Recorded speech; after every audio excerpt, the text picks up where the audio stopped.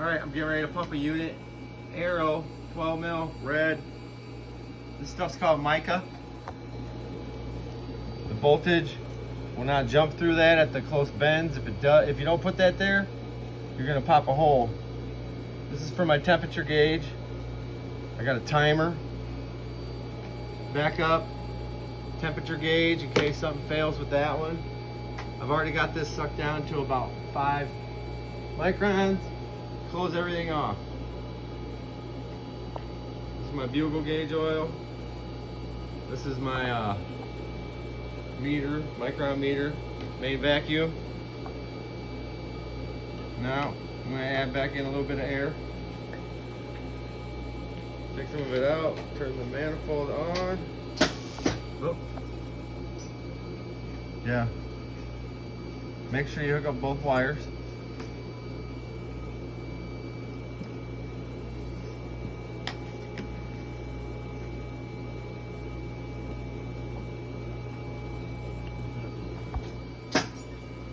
Now we can charge it.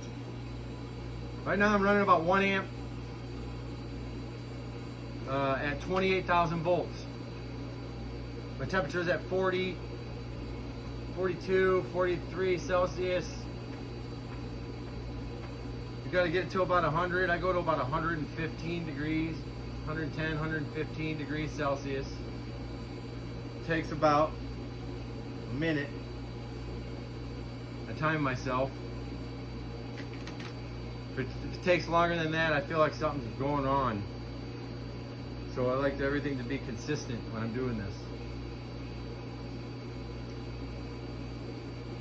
So right there, that's what you're looking at. It's air heating up. Air captured in the tube gets hot really fast. So it allows you to clear out the impurities. The impurities are any dust, any moisture, and also the air. So we've reached 100 degrees. We're at 105. Now I'm going to let this suck out for 30 seconds. And what that's doing is it's releasing some of the impurities out of the tube. And then you go back in and heat it up to 300 Celsius to clean out the tube fully so you can put the gas in. So right now we're at about 25 seconds. I'm going to make sure everything's closed. Add some more air in. Let a little bit of air back out. I like to be at about 1.5 because the impurities bring up the level. I just turned my amps all the way down. I'm at 1 amp.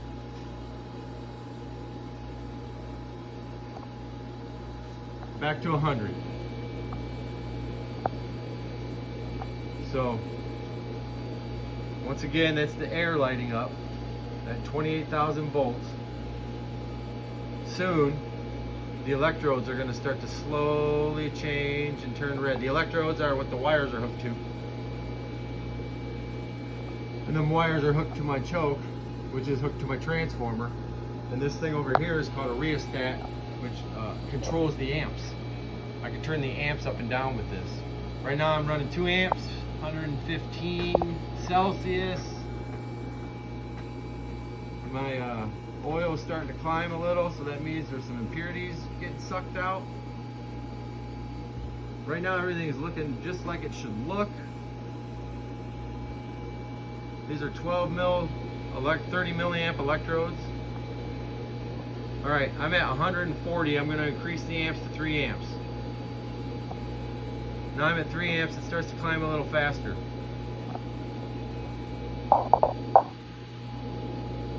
I'm at 150 Celsius. I'm looking at a dial over here, guys.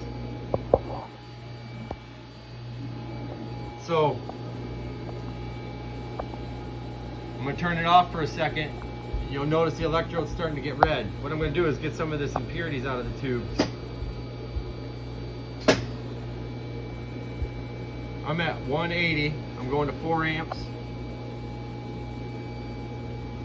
I like to stay at around 4 amps till I get to about 240. Once I hit 240, I'll crank it up to 5 amps, 5.5 amps. Gonna suck out some more impurities. I'm at, my temperature is 206. It's gonna start to climb now.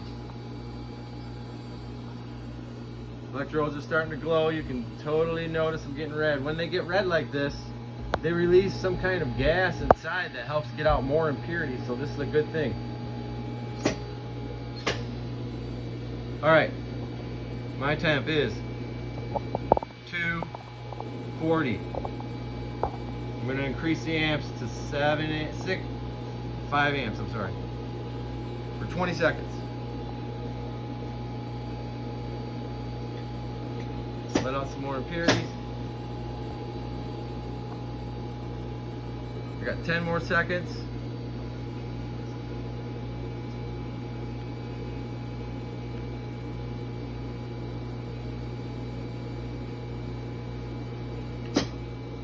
You want to end it around 300 Celsius, which is over 600 degrees Fahrenheit.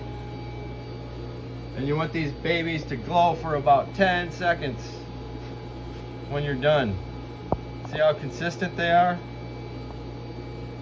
At the same time, all the air is getting sucked out of the tube. Once this gets cooled down to about 50 Celsius, I'll start getting ready to add in the gas. Temperature's at 50. I just turned my amps all the way back down. I got my switch off. I got a double switch, foot pedal, and a switch on the side of the wall over here. So you shut all your gauges. And now you add in introduce some neon gas into the tube. This liquid rises. It's a butyl gauge oil, I think. There's 2 squirts. I'm going to add a little more, and when I light up the tube, it'll be bright red.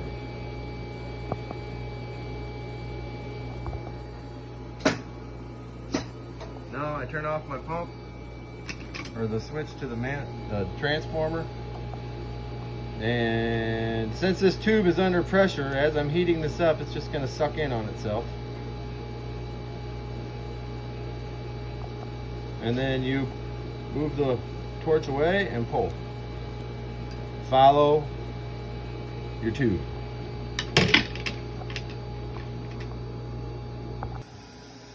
Third hand. Put that on your tube. And you grab your hand torch. Perfect use for a hand torch.